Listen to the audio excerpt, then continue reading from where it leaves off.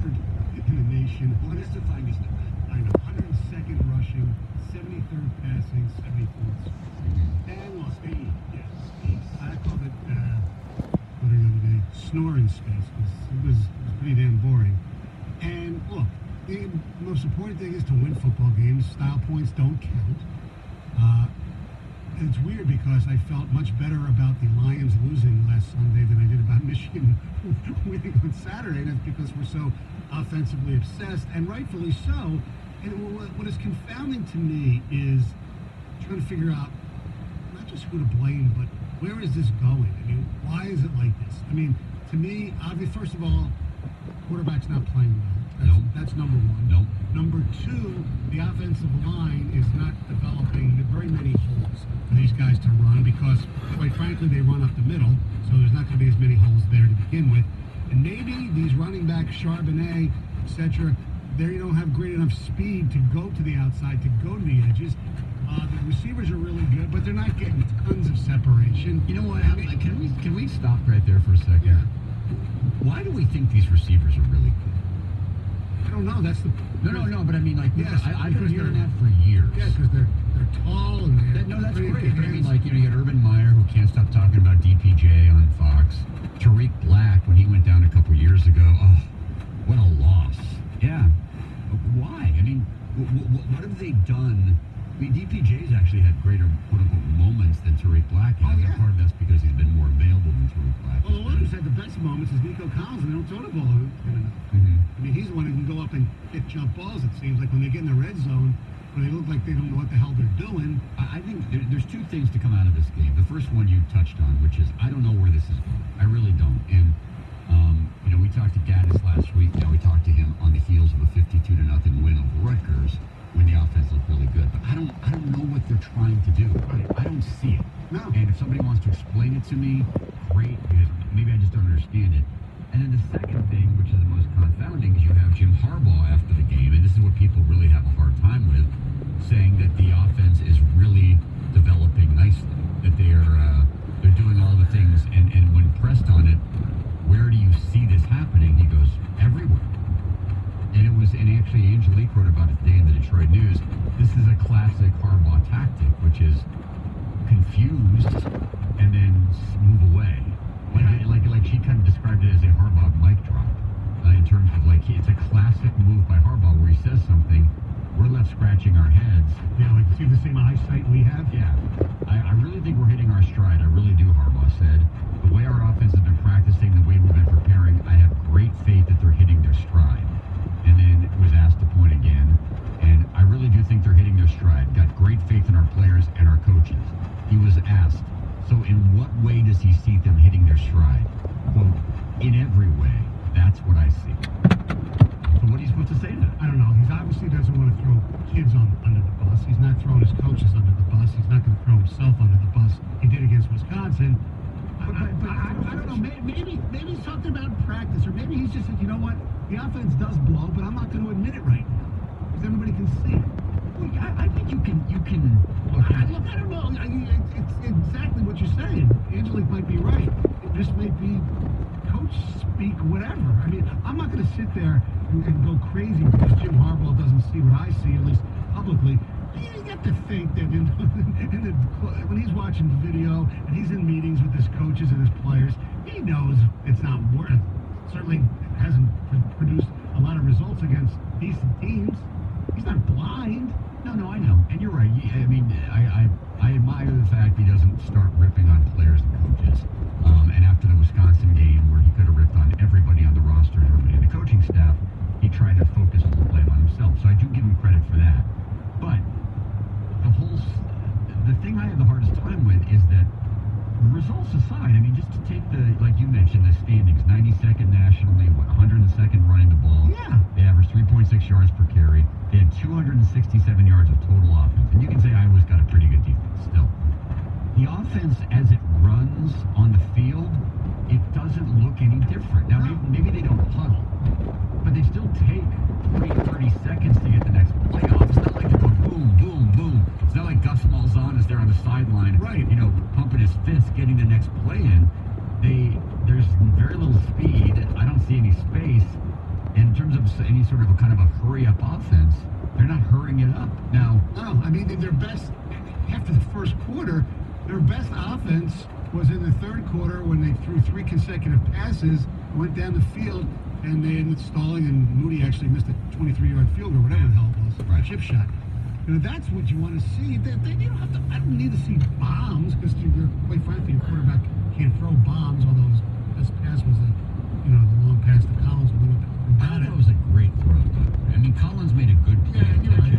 Like, I went on Twitter after that. I'm like, that was actually one of Shea Patterson's better throws. And people are like, that was lucky. It was a jump ball. No, well, he threw where only his guy could get it. Right, that's Wasn't true. The jump balls would, I don't know. I thought it was a good throw, but maybe I was on an island. But when you watch other teams and other games, and yeah, some of these teams are better than Michigan, or most of them are. But even lesser teams, you just flip around the channel. You see guys are always open, and I don't see guys open. I don't see this offense doing anything. I don't know. Well, they're not. I know. The answer to your question is they're not. And they will go to Illinois, and they will probably look fantastic against Illinois. But what does that mean for them for the future? What does that mean for them when they play Penn State? And I think There's no. At first I thought, well, maybe he's just saving stuff. I don't buy that anymore. You're almost halfway through the No. season. I don't buy it at all. Yeah, I don't buy the saving stuff. I don't buy the it takes a while to install an offense. I mean, come on. That is we're so far past that. No, I do think there's a little bit. I mean, it's A learning curve? well for your quarterback who's had 3 offensive coordinators in his last 3 years. I mean, that they say, and I've never played the game, as you know, that takes time to adjust it. But enough time. Okay, after Saturday, there's enough time. I don't need to see this crap anymore. But go back to the thing we've been bringing up all year. LSU. Yeah, I mean, Joe Burrow is a Heisman candidate. right. All brand new for him, right? Well, so why are they able to do it and they can't? Maybe they have more speed, more space with the receivers.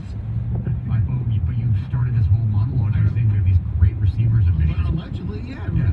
you're right. Everybody talks about how great they are, but they're not getting wide open. Right. At least, what? I'm not looking at the all 22 tape. What, I am. what evidence is there that Shea Patterson's good? There's not. He's a problem. No.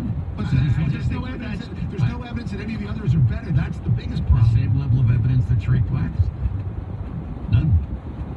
I personally believe Tariq Black's done more and has a legitimate excuse to why he hasn't done more than Shea Patterson. Well, Tariq Black has had some serious injury Yeah. issues. I understand that. But my point about Tariq Black is that all along it's like, oh, they got to get him back.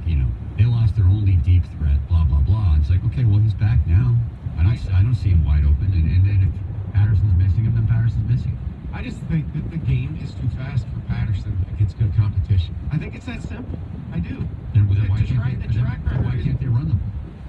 Well, that's a completely different story in some ways It's all because part of the same thing, though. I know. I mean, look, their offensive line isn't that good either. Right, that's That's true. huge. Yeah, And I'll give there's no- Patterson an excuse on that a little bit, maybe why he's looked worse than he did last year. But to me, it still just comes back to the quarterback. I just think this guy is completely oversold and hyped up. 5-star quarterback that hasn't delivered, and he's proven it. He does not play good against good competition. The only exception is maybe the Wisconsin game last Okay, year. but let's just say for the sake of argument that Dylan McCaffrey were healthy, okay, or that they want to go to Joe Milton, try something totally different. Which at this point I'm not opposed to. Do you really think the offense is going to be that much better?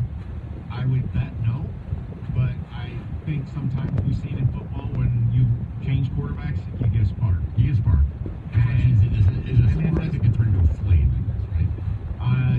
There's a chance. Again, I wouldn't bet on it, but this isn't going to work with Shea Patterson. It's not. I have given them 0 chance to beat Penn State, Notre Dame, and Ohio State. 0. 248-539-9797. The ticket text 97136. We'll take your calls. How concerned are you about Michigan's offense? Is there anything that in your mind can be done? 97.1 The Ticket. Hey, want to talk to you about Dr. Letterman and Dr.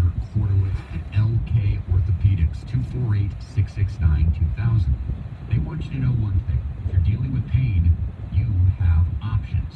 That's right, options. It's not just a cookie cutter, put them in surgery, and then wait a while. No, there are things you can do to relieve your body of the pain. And if you're a high school athlete or collegiate athlete, get you on the field faster.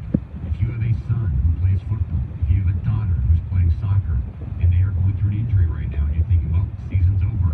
It might not be. Call 248-669-2000 and talk to Dr. Letterman, Dr. Porter, to find out what they can do for you, how they can help you feel better more quickly. They have stem cell therapy, they have laser therapy, and they have a physical rehab facility right there on site. And those doctors work hand in hand with the physical therapist to make sure you're getting the best treatment available. There are options for you if you're dealing with an injury. Call Letterman Kordowitz, LKO 248-669-2000, or go to lkorthopedics.com and get better faster at LK. 97.1 The Ticket. Traffic. This report brought to you by the Sam Bernstein Law Firm. 1-800-CALL-SAM. We are looking good on this early Monday. Just one trouble spot to talk about. It's 275 southbound at 6 Mile. A crash blocking the right shoulder there. With the morning rush, we are starting to see some slowdowns. 96 eastbound from US 23 to about Milford. And, of course, in the ongoing work zone along 75 southbound near University. And then again, 75 southbound from 696 to 8 Mile. Catherine Leslie in the WWJ 24-hour traffic center. The only way you can take 97.1 The Ticket with you is the radio.com app. Download it today and listen to us anytime, anywhere.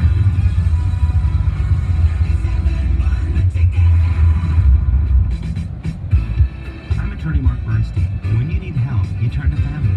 Every day we fight for families like yours because we are family. 1-800-CALL-SAM.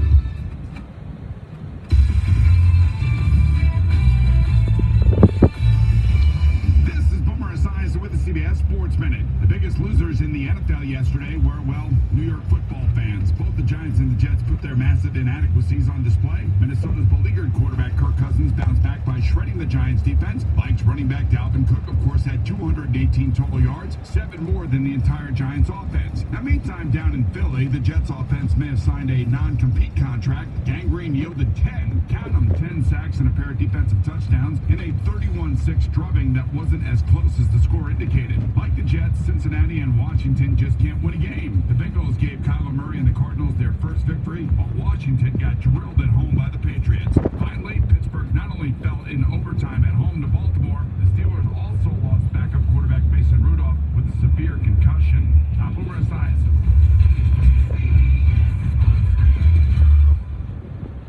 Do you love football? Do you live for Monday nights? Then you better get with the program and get down to Hooters every week to catch the game and play Monday Night Moneyball. You're just a few questions away from a chance at cash prizes and Hooters freebies. You love wings, you love ice-cold beer, and who doesn't love the world-famous Hooters girls? Head to Hooters to cheer, eat, and go for all the bread when you play Hooters Monday Night Moneyball. Check out HootersMoneyball.com to learn more right now.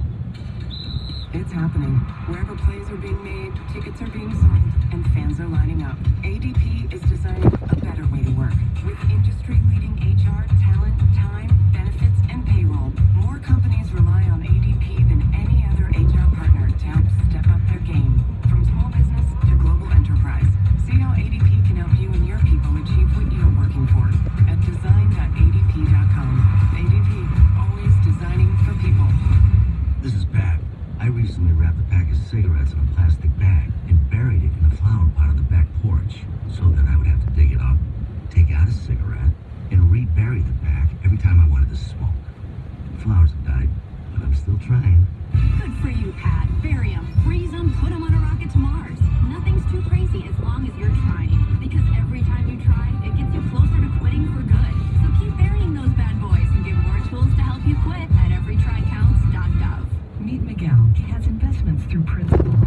Miguel finally had the opportunity to buy his dream car in retirement. But life changed when his 16-year-old granddaughter moved in. We're happy to have her. With the help of his advisor, Miguel reworked his financial plan, and now that dream car looks a little different. We just want it to be safe for her to drive. We can help you plan for that. Principal. Investments, retirement, insurance. Start today at Principal.com. Principal Life and Principal Life Insurance Company is Principal Global Investors, Principal Securities Inc. Member SIPC, member companies of Principal, Des Moines, Iowa. You have a job to fill. You post your opening to dozens of online job sites and receive 600 resumes, which you barely have time to eyeball and settle on someone good on paper. In real life, they aren't. You train, retrain, correct, redo, admit defeat, start all over again. Robert Half is the better way to find top talent quickly. Robert Half interviews and custom matches applicants to your exact requirements. Satisfaction guaranteed. Robert Half, the experts in accounting, finance, IT, legal, marketing, and administrative staffing. Visit roberthalf.com.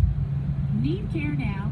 With the Henry Ford Urgent Care skill for Amazon Alexa, you can now ask Alexa for urgent care walk-in clinic locations, hours, and wait times. Learn more at henryford.com/Alexa. Tonight, the Detroit Pistons host the Orlando Magic in a preseason game at Little Caesars Arena, and 97.1 The Ticket Street Team will be there before the game. Bogey and Wojo broadcast live starting at 6. Go to Pistons.com for your tickets to any Pistons home game.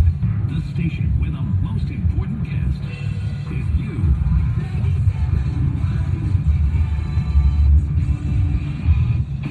I really think we're in our stride. I really do.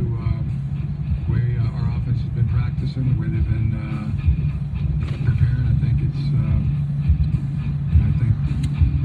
I have great faith that they're hitting their stride. Jim Harbaugh, after the game on Saturday, Michigan beat Iowa 10-3. Nobody seems to agree with him. I would be curious if Josh Allen believes it for that reason. Jamie, he just said it. They're hitting their stride in practice and preparation. He didn't say they're hitting their stride during the game. At one point, I think he said game as well. I think game snuck in there. The Red Wings defeated the Dallas Stars last night by a final score of 4-3. The Wings are 2-0. The Ant-Man, Anthony Mantha, with 4 goals last night. And we have tickets to give away to see the Wings try to make it 3 in a row. They'll take on the Ducks tomorrow night, October 8th. And we have tickets courtesy of Chevrolet, the official vehicle of the Detroit Red Wings. And for that, Stoney, we're going to play Random Duck. Oh, cool. Donald? Not Donald. It's not Daffy. It's not Howard. Random Duck. Here you go. 4 clues. You tell us who we're talking about. But Peking? No. No. Here, I'm not sure I've ever actually had it. I've heard of it. Yeah, it's really good. Duck is a good, tasty dish. I don't think I've ever had duck. Oh, it's really good. Yeah. Duck. It's fattening. Okay. Anyway, here are your 4 clues. Here's clue number 1. He was born in Ontario. He was born in Ontario. That gives him away. It doesn't, but interesting nevertheless. All right, we're talking about the Michigan offense, and I was listening a little bit of the post game here on 97.1 The Ticket. Saturday, people were displeased. I heard one guy say, well, I mean, the season's pretty much over. I mean, I'll watch the games for the team, but they're pretty much over. I mean, they're 4 months. And they still have the meat of their schedule ahead of them. Let me ask you a question. Because I agree that the offense, sir, I was there, it's boring to watch, okay? So, would you rather win 35-28 or 10? Me, personally, 35-28. Yeah, because of entertainment value. It Yeah. really doesn't make that much of a difference. When you take it individual game by game. Now, going forward, because you know what you have to face, you can't score 10 points and expect to win against the teams you're playing against. And you don't expect that they're going to be able to hold a lot of these teams to just 3 points. No, but as far as an individual game, you know, you have to look at it, and if you look at it in that little tight window, yeah, it really doesn't make a difference as long as you win. But it does, and we all know it does, because this has been a problem now for a couple of years. You know, if this were like Ohio State and they had one bad offensive game, you go, well, this is a one-off. It's not that big of a deal. I mean, we should talk about the defense. I mean, Iowa did come in. We talked about this on Friday. You know, Nate Stanley had 0 interceptions. Iowa had turned the ball over 1 time, and Michigan's defense was dominant to the point where at the end of the game, because of all the quarterback sacks, Stanley had 1, or the Iowa team as a whole had 1 rushing. I mean, that is saying something considering where this defense was against Wisconsin. They're playing some of the younger players who are making contributions. McGrone and Daxton Hill. He is a freshman, and McGrone's a redshirt freshman. Making plays all over the field. That's good. I'd like to see maybe some more younger guys play on offense. I think that's what you said about the score, though. It's just like interesting. I don't think you believe. I can't hear it in your voice. No, You can't believe what you're saying. No, I'm saying if you look at the actual game, because I was so disgusted as well. But when you step back and if you're just looking at that one game and nothing else, the most important thing to whenever you have to get to. Yeah, but I mean, I know. I mean, you could have said that after the Army game. They beat Army. Right. Took them double overtime, but they beat Army. So were you happy after that game? No, I'm not happy after this one. If they played Ohio State right now, what do you think the score would be? Do you think they wouldn't do any better than Michigan State? No, I don't think they would do as They probably wouldn't.